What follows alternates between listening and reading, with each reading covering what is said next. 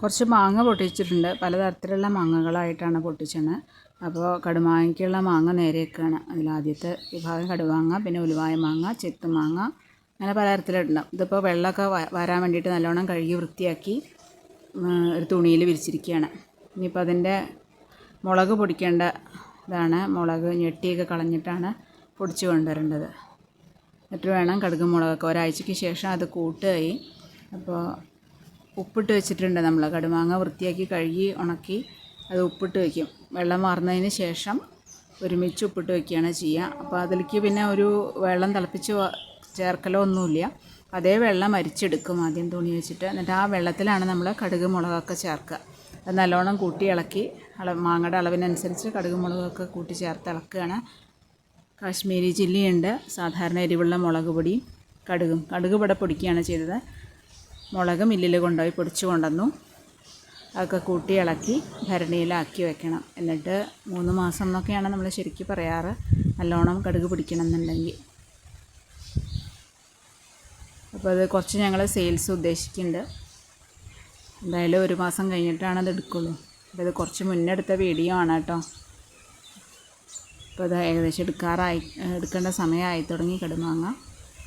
അപ്പോൾ രണ്ടും വെവ്വേറെ വെച്ചിരിക്കുകയാണ്. കടുമാങ്ങയും പൊടികളൊക്കെ ചേർത്തിട്ടുള്ള വെള്ളം. കടുമാങ്ങ നല്ലോണം ചുരുണ്ട് ഉപ്പൊക്കെ വലിച്ചെടുത്ത് ചുരുണ്ട് നല്ല സുന്ദരി മാങ്ങകളായിട്ട് കിടക്കുന്നുണ്ട്.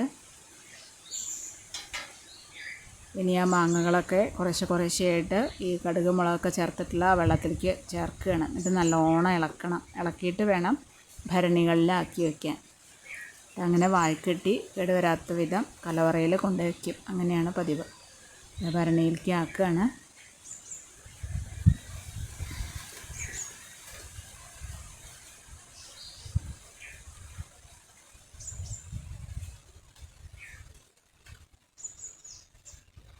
ഇനി ഇതിൻ്റെ വക്കൊക്കെ നമ്മൾ മാങ്ങ നിറച്ച് കഴിഞ്ഞിട്ടുണ്ടെങ്കിൽ വക്കൊക്കെ നല്ലെണ്ണയിൽ മുക്കിയ തുണി കൊണ്ട് തുടച്ചെടുക്കും. അതായത് അതിൻ്റെ വക്കിലൊന്നും ഒട്ടും കടുമാങ്ങയുടെ ഉണ്ടാവാൻ പാടില്ല. അത് കഴിഞ്ഞിട്ട് വേറൊരു തുണിയെടുത്ത് നല്ലെണ്ണയിൽ മുക്കിയിട്ട് അതിൻ്റെ മുകളിലായിട്ട് ഇങ്ങനെ ഇടും.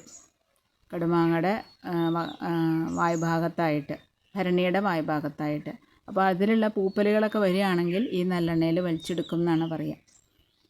അപ്പോൾ അതുകൊണ്ട് ആ തുണി എടുക്കുമ്പോൾ, നല്ലെണ്ണയിൽ മുക്കിയ തുണി എടുക്കുമ്പോൾ ആ പൂപ്പലുകളും ഒപ്പം പോരുണ്ടെങ്കിൽ തന്നെ അത് അധികം ഉണ്ടാവില്ല. കാരണം അത്രയും സേഫായിട്ടാണ് നമ്മളത് അടച്ച് വയ്ക്കുക, ഭദ്രാക്കി വയ്ക്കുക.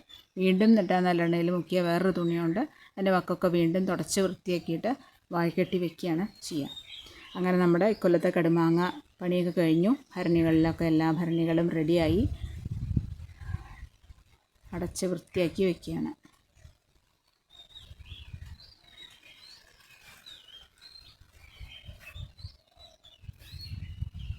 അപ്പം ഇന്നത്തെ വീഡിയോ ഇത്രയേ ഉള്ളൂ കേട്ടോ. Thank you.